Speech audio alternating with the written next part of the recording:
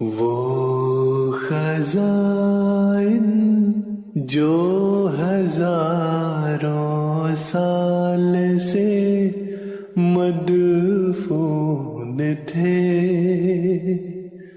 अब मैं देता हूँ अगर कोई मिले उम्मीदवार, कोई मिले उम्मीदवार। അഊദു ബില്ലാഹി മിനശ് ശൈത്വാനിർ റജീം. ബിസ്മില്ലാഹിർ റഹ്മാനിർ റഹീം.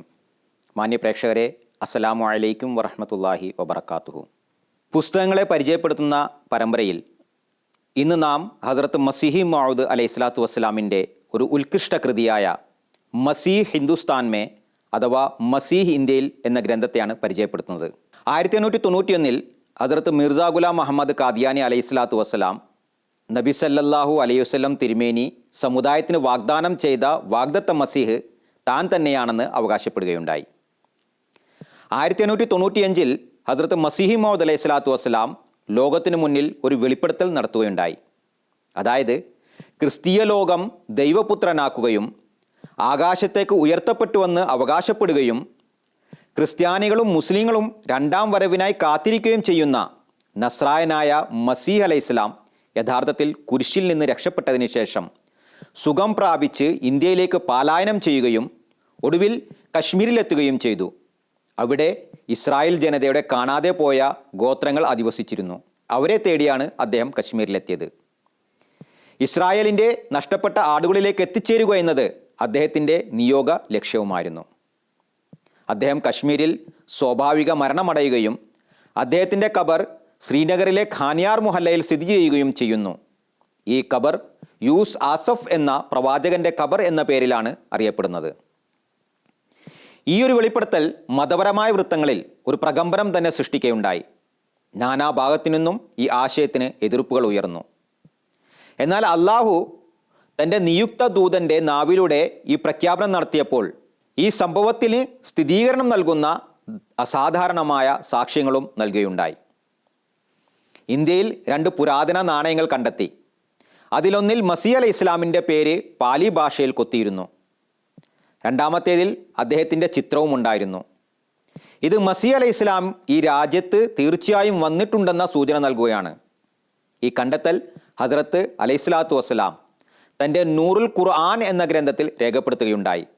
അതോടൊപ്പം തന്നെ ഈ വിഷയത്തിൽ കൂടുതൽ അന്വേഷണങ്ങൾക്കും തെളിവുകൾ ശേഖരിക്കുന്നതിനു വേണ്ടി ഹസ്രത്ത് അഹമ്മദ് അലൈഹി സ്വലാത്തു വസ്സലാം ഒരു സംഘം ജമാഅത്ത് അംഗങ്ങളെ ശ്രീനഗറിലേക്ക് അയക്കുകയുണ്ടായി. അവർ വിശദമായ ഒരു റിപ്പോർട്ട് ഹസ്രത്ത് അഹമ്മദ് അലൈഹി സ്വലാത്തു വസ്സലാമിൻ്റെ മുന്നിൽ സമർപ്പിക്കുകയുണ്ടായി. അതിനുശേഷം 1899 ഏപ്രിലിൽ ഹസ്രത്ത് മസീഹ് മൗഊദ് അലൈഹി സ്വലാത്തു വസ്സലാം ഈ വിഷയത്തിൽ മസീഹ് ഹിന്ദുസ്ഥാൻ മേ എന്ന പേരിൽ ഒരു വിശദമായ ഗ്രന്ഥം രചിക്കുകയുണ്ടായി. ഈ പുസ്തകം ആദ്യമായി പ്രസിദ്ധീകരിച്ചത് 1908 നവംബറിലാണ്. ഈ പുസ്തകത്തിൽ ഹസ്രത്ത് അഹമ്മദ് അലൈഹി സ്വലാത്തു വസ്സലാം കുരിശിൽ നിന്ന് മസീഹ് അലൈഹി ഇസ്ലാം രക്ഷപ്പെട്ടതിൻ്റെയും അദ്ദേഹത്തിൻ്റെ യാത്രകളുടെയും സംഭവങ്ങൾ വിശദമായി അവതരിപ്പിക്കുകയും ഖണ്ഡിക്കാനാവാത്ത തെളിവുകൾ സമർപ്പിക്കുകയും ചെയ്തു. ഖുർആൻ, ഹദീസ്, ബൈബിൾ, ചരിത്ര, വൈദ്യശാസ്ത്ര ഗ്രന്ഥങ്ങൾ എന്നിവയിൽ നിന്നുള്ള തെളിവുകൾ സഹിതം അദ്ദേഹം മസീഹ് അലൈഹി ഇസ്ലാം കുരിശിൽ മരണപ്പെട്ടില്ലെന്നും ആകാശത്തേക്ക് ഉയർത്തപ്പെട്ടിട്ടില്ലെന്നും ഇനി ഒരിക്കലും തന്നെ ഭൂമിയിലേക്ക് ഇറങ്ങി വരികയില്ലെന്നും തെളിയിക്കുകയുണ്ടായി. അദ്ദേഹത്തിന് ശ്രീനഗറിൽ സ്വാഭാവിക മരണം സംഭവിച്ചുവെന്നും അദ്ദേഹത്തിൻ്റെ ഖബർ ഖാനിയാർ മുഹല്ലയിൽ സ്ഥിതി ചെയ്യുന്നു എന്നും സമർത്ഥിക്കുകയുണ്ടായി. മാന്യ പ്രേക്ഷകരെ, ഹസ്രത്ത് മസീഹി മൗഊദ് അലൈഹി സ്വലാത്തു വസ്സലാമിൻ്റെ നിയോഗത്തിൻ്റെ ഒരു വലിയ ലക്ഷ്യം ഹദീസുകളിൽ പറയുന്നത് പോലെ കസ്റെ സലീബ് അഥവാ കുരിശുടയ്ക്കുക എന്നതാണ്. അതായത് ആധുനിക ക്രിസ്ത്യാനിറ്റിയുടെ അടിസ്ഥാന വിശ്വാസമായ കുരിശുമരണത്തെ തെറ്റാണെന്ന് തെളിയിക്കുക. ഈ പുസ്തകത്തിൽ അദ്ദേഹത്തിൻ്റെ കുരിശുടയ്ക്കുന്നവൻ എന്ന പദവി നന്നായി തെളിയിക്കപ്പെടുന്നുണ്ട്. മസീഹ് ഹിന്ദുസ്ഥാൻ മേ എന്ന ഗ്രന്ഥത്തിന് 4 അധ്യായങ്ങളാണുള്ളത്. ഒന്നാമത്തെ അധ്യായത്തിൽ മസീഹ് അലൈഹി ഇസ്ലാം കുരിശുമരണത്തിൽ നിന്ന് രക്ഷപ്പെട്ടതിന് ബൈബിളിൽ നിന്നുള്ള തെളിവുകൾ നൽകിയിരിക്കുന്നു. ഈ അധ്യായത്തിൻ്റെ തുടക്കത്തിൽ ഹസ്രത്ത് മസീഹി മൗഊദ് അലൈഹി സ്വലാത്തു വസ്സലാം ബൈബിളിനെ ഉദ്ധരിച്ചുകൊണ്ട് ഹസ്രത്ത് ഈസ അലൈഹി ഇസ്ലാം ക്രൂശിക്കപ്പെട്ട് ജീവനോടെ ആകാശത്ത് പോയെന്ന് തെളിയുന്നില്ലെന്ന് വിശദീകരിക്കുന്നു. കാരണം ഹസ്രത്ത് ഈസ അലൈഹി ഇസ്ലാം ഒരു പ്രവചനം നടത്തിയിരുന്നു. യൂനസ് നബി 3 രാവും 3 പകലും മത്സ്യത്തിൻ്റെ വയറ്റിൽ കഴിഞ്ഞതുപോലെ മനുഷ്യപുത്രനും 3 രാവും 3 പകലും ഭൂമിക്കുള്ളിൽ കഴിയുന്നതായിരിക്കും. ഇതിനെ അടിസ്ഥാനമാക്കിക്കൊണ്ട് ഹസ്രത്ത് മസീഹി മൗദ് അലൈഹി സ്വലാത്തു വസ്സലാം പറയുന്നു, ഈസാ അലൈഹി സ്വലാം കുരിശിൽ വെച്ച് മരിച്ചിട്ടില്ല, മറിച്ച് ബോധരഹിതനായി താഴെയിറക്കപ്പെട്ടു. പിന്നീട് ശിഷ്യന്മാരുടെ ചികിത്സയിലൂടെ സുഖം പ്രാപിക്കുകയുണ്ടായി. ഞാൻ ഉയർത്തെഴുന്നേറ്റതിന് ശേഷം നിങ്ങൾക്ക് മുന്നേ ഗലീലിലേക്ക് പോകും എന്ന് ഹസ്രത്ത് ഈസാ അലൈഹി സ്വലാമയുടെ തന്നെ വാക്കുകൾ അനുസരിച്ച് അദ്ദേഹം ആകാശത്തേക്ക് പോയിട്ടില്ല. മാർക്കോസിൻ്റെ സുവിശേഷം അനുസരിച്ച് ഹസ്രത്ത് ഈസാ അലൈഹി സ്വലാം തൻ്റെ ശിഷ്യന്മാരെ കണ്ടുമുട്ടി, അവരെ തൻ്റെ മുറിവുകൾ കാണിച്ചു, അവരിൽ നിന്ന് ചുട്ട മത്സ്യത്തിൻ്റെ ഒരു കഷ്ണവും തേനും വാങ്ങി അവരുടെ മുന്നിൽ വെച്ച് തന്നെ അത് ഭക്ഷിച്ചു. ഈ അധ്യായത്തിൽ ഹസ്രത്ത് അഹ്മദ് അലൈഹി സ്വലാത്തു വസ്സലാം കുരിശു സംഭവത്തെയും അതിനോടനുബന്ധിച്ചുള്ള മറ്റ് സംഭവങ്ങളെയും കുറിച്ചും വിശദമായി തന്നെ വെളിച്ചം വീശിയിരിക്കുന്നു.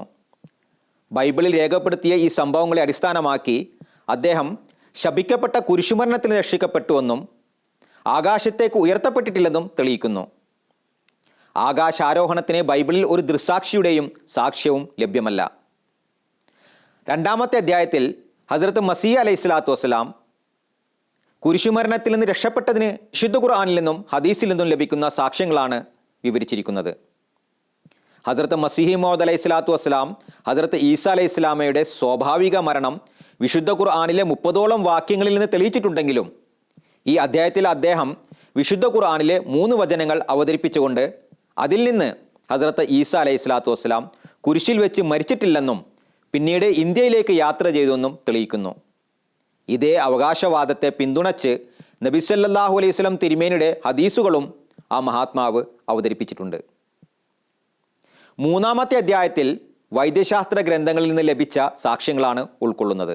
മസീഹ് അലൈഹി സ്വലാം കുരിശിൽ നിന്ന് ജീവനോടെ താഴെയിറക്കപ്പെടുകയും അദ്ദേഹത്തിൻ്റെ മുറിവുകൾ ചികിത്സിക്കുന്നതിനായി ശിഷ്യന്മാർ മർഹമേ ഈസ എന്ന പേരിൽ ഒരു മരുന്ന് തയ്യാറാക്കുകയും ചെയ്തു എന്ന് ഇത് തെളിയിക്കുന്നു. മർഹമേ ഈസയെക്കുറിച്ച് പരാമർശിക്കുന്ന വൈദ്യശാസ്ത്ര ഗ്രന്ഥങ്ങളുടെ ഒരു പട്ടികയും ഹസ്രത്ത് മസീഹി മൗദ് അലൈഹി സ്വലാത്തു വസ്സലാം ഈ പുസ്തകത്തിൽ നൽകിയിട്ടുണ്ട്. നാലാമത്തെ അധ്യായത്തിൽ ചരിത്ര ഗ്രന്ഥങ്ങളിൽ നിന്ന് ലഭിച്ച സാക്ഷ്യങ്ങളാണ് വിവരിക്കുന്നത്. മസീഹ് അലൈഹി സ്വലാം കുരിശു സംഭവത്തിന് ശേഷം തൻ്റെ രാജ്യത്ത് നിന്ന് നസീബേൻ, അഫ്ഗാനിസ്ഥാൻ, ഇന്ത്യ എന്നിവിടങ്ങളിലേക്ക് യാത്ര ചെയ്തതായി അതിൽ പരാമർശിക്കപ്പെട്ടിരിക്കുന്നു. ഈ അധ്യായത്തിൽ ഇസ്ലാമിക സാഹിത്യം, ബുദ്ധമത ഗ്രന്ഥങ്ങൾ, മറ്റ് ചരിത്ര ഗ്രന്ഥങ്ങൾ എന്നിവയിൽ നിന്ന് മസീഹ് അലൈഹി സ്വലാത്തു വസ്സലാമിൻ്റെ യാത്രകളെക്കുറിച്ച് ഹസ്രത്ത് അഹ്മദ് അലൈഹി സ്വലാത്തു വസ്സലാം വെളിച്ചം വീശുന്നു. യെരുശലേമിൽ നിന്ന് ഇന്ത്യയിലേക്ക് വരാൻ ഹസ്രത്ത് മസീഹ് അലൈഹി സ്വലാം സ്വീകരിച്ച വഴിയുടെ ഒരു ഭൂപടവും ആ മഹാത്മാവ് അതിൽ സമർപ്പിക്കുന്നുണ്ട്. കശ്മീരിലും അഫ്ഗാനിസ്ഥാനിലും മസീഹ് അലൈഹി സ്വലാമിൻ്റെ നഷ്ടപ്പെട്ട ആടുകൾ അധിവസിച്ചിരുന്നു എന്നും അവരുടെ മാർഗനിർദ്ദേശത്തിനായി അള്ളാഹു അദ്ദേഹത്തെ നിയോഗിച്ചിരുന്നുവെന്നും ആ മഹാത്മാവ് സമർത്ഥിക്കുന്നു. മാന്യപ്രേക്ഷകരെ, മസീഹ് ഹിന്ദുസ്ഥാൻമേ എന്ന ഗ്രന്ഥം മസീഹ് അലൈഹി ഇസ്ലാം കുരിശിൽ നിന്ന് രക്ഷപ്പെട്ടതിനെക്കുറിച്ചും തുടർന്ന് കശ്മീരിലേക്ക് പലായനം ചെയ്തതിനെക്കുറിച്ചും അവിടെ വെച്ച് ദൈവഹിതമനുസരിച്ച് സ്വാഭാവികമായി മരണപ്പെട്ടതിനെക്കുറിച്ചും അദ്ദേഹത്തിൻ്റെ ഖബറിനെക്കുറിച്ചും പ്രതിപാദിക്കുന്ന ഒരു വൈജ്ഞാനികവും ഗവേഷണപരവുമായ ഗ്രന്ഥമാണ്. ഈ പുസ്തകം വായിക്കുന്നതിലൂടെ യഹൂദർ, ക്രിസ്ത്യാനികൾ, മുസ്ലിങ്ങൾ എന്നിവർക്കിടയിലുള്ള തർക്കങ്ങൾക്ക് വിരാമമുണ്ടാകുന്നതുമായിരിക്കും. ഈ പുസ്തകം വായിക്കുവാൻ അള്ളാഹു എല്ലാവർക്കും തൗഫീക്ക് നൽകുകയും അതിൻ്റെ ഫലമായി ലഭിക്കുന്ന അനുഗ്രഹങ്ങൾ കൊണ്ട് അനുഗ്രഹീതമാകുകയും ചെയ്യുമാറാകട്ടെ. ആമീൻ. വ ആഖിർ ദഅവാന അനിൽ ഹംദുലില്ലാഹി റബ്ബിൽ ആലമീൻ.